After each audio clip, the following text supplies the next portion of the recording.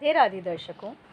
किं नो राज्येन गोविंद किं भार्गजीवितेन वा येषामर्थे कांक्षितं नो राज्यं भोगा सुखानि च त इमेव स्थिता युद्धे प्राणसत्यकवाधानानि च आचार्याः पितरः पुत्रास्तथैव च पितामहा मातुला श्वशुरा पौत्रा श्याला सम्बन्धिनस्तथा एतान्न हन्तुमिच्छामि घतोऽपि मधुसूदन अपि त्रैलोक्यराज्यस्य हेतो किं नु मही कृते निहत्य धृतराष्ट्रन्नका प्रीति स्यात् जनार्दन।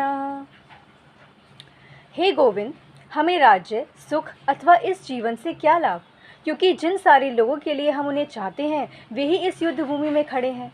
हे मधुसूदन, जब गुरुजन, पितृगण, पुत्रगण, पितामह, मामा, ससुर, पौत्रगण, साले तथा अन्य सारे संबंधी अपना अपना धन एवं प्राण देने के लिए तत्पर हैं और मेरे समक्ष खड़े हैं, तो फिर मैं इन सबको क्यों मारना चाहूँगा, भले ही वे मुझे क्यों ना मार डालें। हे जीवों के पालक, मैं इन समों से लड़ने को तैयार नहीं, भले ही बदले में मुझे तीनों लोक क्यों ना मिलते हों। इस पृथ्वी की तो बात ही छोड़ दें। भला धृतराष्ट्र के पुत्रों को मारकर हमें कौन सी प्रसन्नता मिलेगी।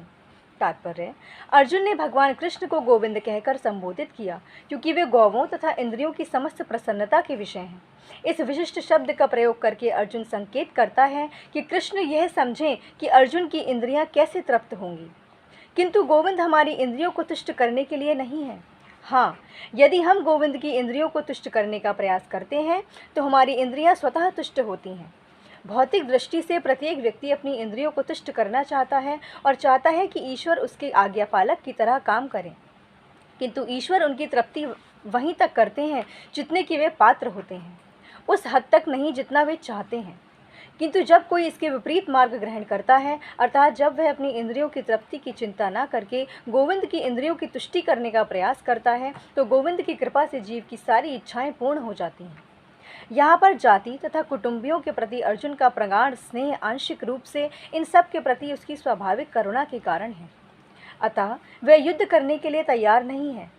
हर व्यक्ति अपने वैभव का प्रदर्शन अपने मित्रों तथा परिजनों के समक्ष करना चाहता है, किंतु अर्जुन को भय है कि उसके सारे मित्र तथा परिजन युद्धभूमि में मारे जाएंगे और वह विजय के पश्चात उनके साथ अपने वैभव का उपयोग नहीं कर सकेगा। भौतिक जीवन का यह सामान्य लेखा जोखा है, किंतु आध्यात्मिक जीवन इससे सर्वथा भिन्न होता है। चूँकि भक्त भगवान की इच्छाओं की पूर्ति करना चाहता है, अतः भगवत इच्छा होने पर वह भगवान की सेवा के लिए सारे ऐश्वर्य स्वीकार कर सकता है, किंतु यदि भगवत इच्छा ना हो तो वह एक पैसा भी ग्रहण नहीं करता। अर्जुन अपने संबंधियों को मारना नहीं चाह रहा था, और यदि उनको मारने की आवश्यकता हो तो अर्जुन की इच्छा थी कि कृष्ण स्वयं उनका वध करें।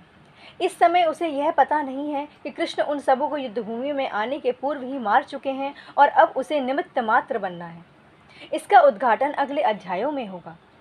भगवान का असली भक्त होने के कारण अर्जुन अपने अत्याचारी बंधु बांधवों से प्रतिशोध नहीं लेना चाहता था, किंतु यह तो भगवान की योजना थी कि सबका वध हो।